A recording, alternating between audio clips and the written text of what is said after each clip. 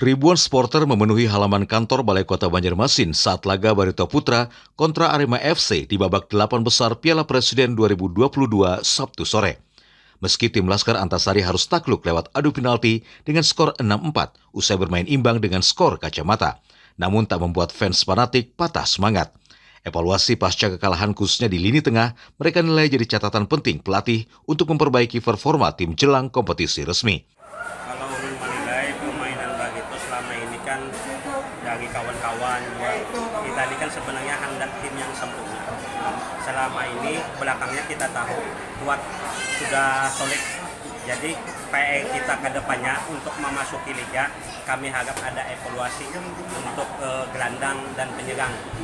Dia bola mengalir ke depan itu banyak membahayakan gawang musuh lah, artinya jangan bertahan aja.